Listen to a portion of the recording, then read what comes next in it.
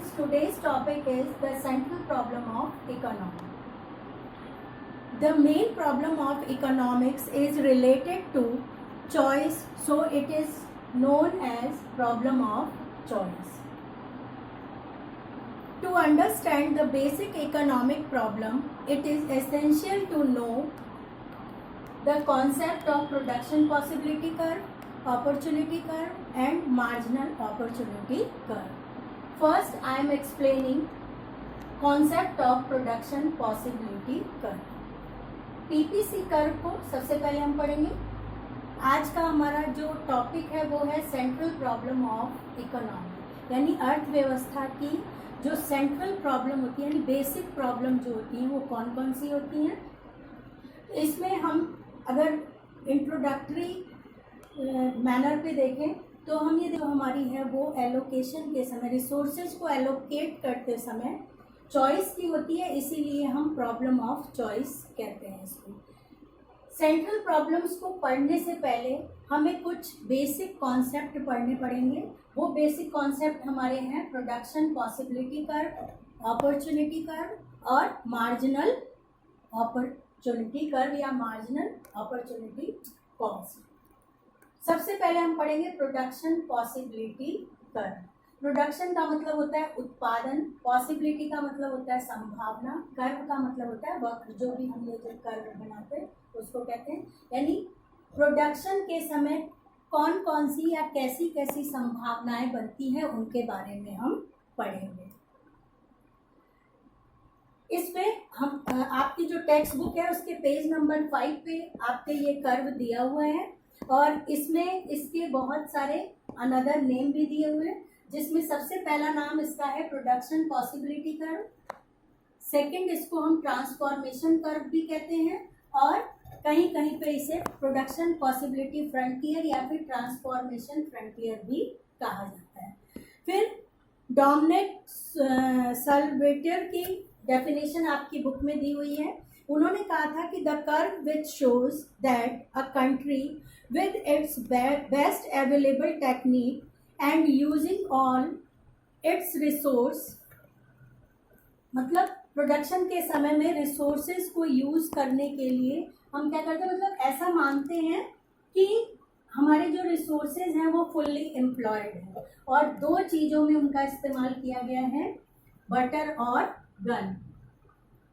यहाँ पर हमारे आएगा बटर और यहाँ पे गन. बटर और गन टू थिंग्स हैं. और स्टूडेंट, एक इम्पॉर्टेंट बात है कि ये जो हम पीपीसी कर्व बनाते हैं इसमें हम टू ही गुड्स की पॉसिबिलिटी को लेते हैं. और दूसरा, इसकी अजम्पशन ये है, मैंने पहले भी प्रीवियस लेक्चर में आपको बताया था कि इकोनॉमिक्स की जितनी भी थ्योरीज और लॉ बनाए गए हैं या कॉन्सेप्ट बनाए गए हैं वो सब अजम्पशन बेस्ड है, किसी मान्यता पर आधारित है. तो प्रोडक्शन पॉसिबिलिटी कर्व की अजम्पशन क्या है, एक तो टू थिंग्स के अंदर होता है ये. दूसरा, इसमें रिसोर्सेज जो हैं वो फुल्ली एम्प्लॉयड हैं. जो भी रिसोर्स यूज़ किया गया, अब कोई भी रिसोर्स ऐसा बचा नहीं है जो हम यूज़ नहीं करते हैं. तो जैसे हम फर्स्टली अगर देखें तो गन, अगर OA या AO गन हम बना रहे हैं तो हमको कितना बटर सेक्रीफाइस करना पड़ेगा, OB.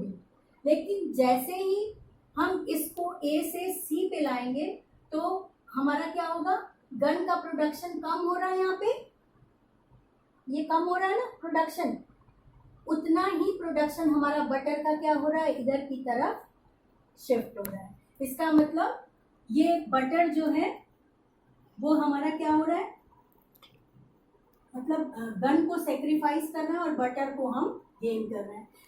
ऐसे ही जब EO प्रोडक्शन हो रहा है हमारा तो बटर हमारा कितना बन रहा है, OR तक बन रहा है. फिर जैसे ही हमारा हम गन जो है वो OT या TO बन रहा है तो हमारा जो बटर है वो OD तक बन रहा है. यानी एक को ज़्यादा करने के लिए दूसरे को शिफ्ट करना होता है.